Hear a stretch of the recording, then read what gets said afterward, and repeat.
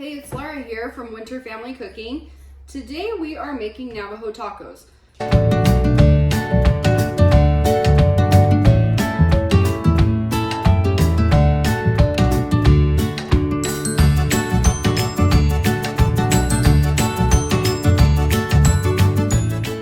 Before we go start doing the scones with the oil, I like to do that outside.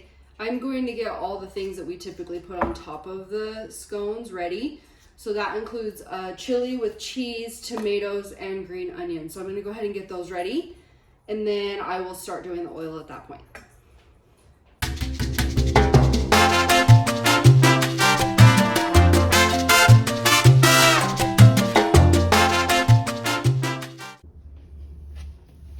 Our favorite chili that we like to put on our Navajo tacos is the Stag Silverado beef. I'm gonna go ahead and put 2 cans in here, but I'm not going to start it yet. What will happen is, because the oil does take just a little bit to heat up, I will wait until the oil is ready and I throw the first scone in the oil before we start this, because this will heat up in a matter of just minutes. So, but I want to have everything prepared, because once that oil gets heated, it goes really fast and they come out and everybody starts getting their scones going, or everybody will start getting their Navajo tacos going as they come out of the oil. So, chili's ready. I have the cheese, tomatoes, and green onions ready. And then if there's anything else anybody else wants, they can grab it from wherever. But this is just kind of the standard stuff I have out, is the cheese, tomatoes, and green onion, and chili. So I'm gonna go ahead and get outside and start doing the oil. Okay, so here we go. We're about to start our oil out here. I like to do anything that I'm deep frying outside, because then the house just doesn't smell like it. You don't have to deal with the splatter inside. I can just hose off the deck if I have to. So I've got right here, I've got my oil in a pan. I'm gonna go ahead and start my grill up. We're looking for about 350 degrees. If you do any less than 350 degrees, anything that you're deep frying will actually just kind of soak that oil in, and we don't want that. We want it to hit the oil and start cooking immediately. We don't want it to sit there and soak in oil and take forever to cook, because then it's gonna be just really heavy and dense and just taste like oil. And we don't want that. So I've got my oil here. I'm gonna go ahead and start the temperature, and I will show you how I take the scone dough and spread it apart and get it put in the oil.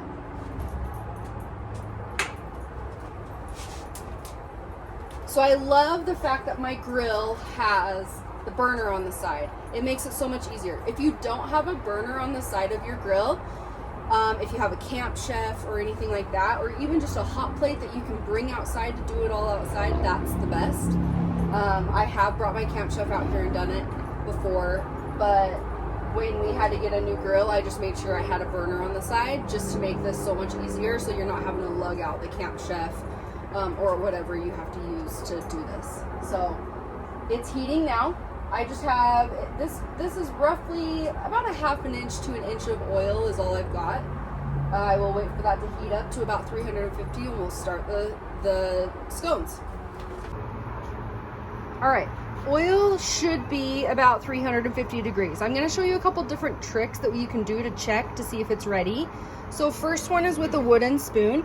If you put it in and it starts boiling around the edge, I don't know if you can see that.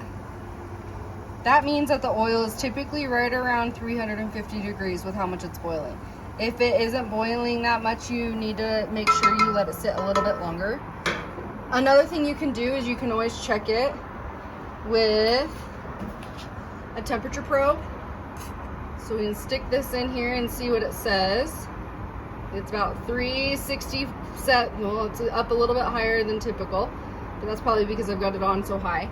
It will lower as you, I'm going to turn it down just slightly. It will lower as you throw in the cold scone dough. Or you take a little piece of your scone dough and you drop it in. And see how it's bubbling? That means that it's ready to go. So we're going to start some scones here. So I've just gotten scone dough from our local grocery store. It comes in a bag just like this. It does about 4 scones per bag. So what I'm gonna do is I'm gonna pull it out, and I'm I'm just gonna flatten it out here, and you will probably get some holes in it. It's no big deal, but you want to just get it as thin as you can.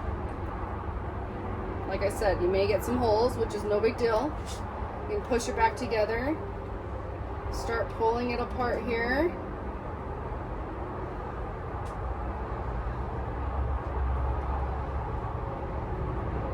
Just like that. We're gonna put it in this. Okay, so like this. Sorry for the glare. Do that. Push it down a little bit. Let it go on that side. And just like that, it's done. Let me go add all of our fun toppings to it. So I've got my scone here. I am going to put chili on this. So good.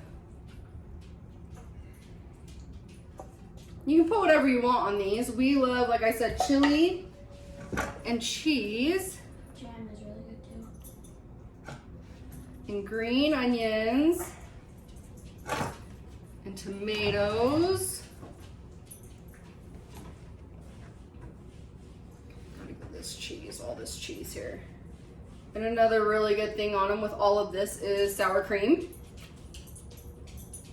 So we've got a scone here with chili, tomato, cheese, green onions, and sour cream.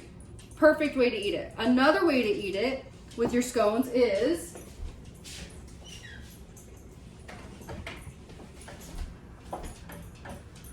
honey. They are so good with honey. I also put butter on it. Butter is amazing, as well as jam. Any sort of jam is great. You want some honey on this? I do. I need to wash my hands. It's so good. It's like honey butter when you have the butter on it with it. There you go.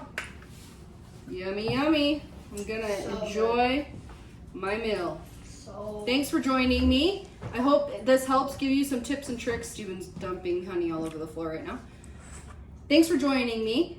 I hope you join us here again on our next video. Please like and subscribe, and we will see you later. Bye.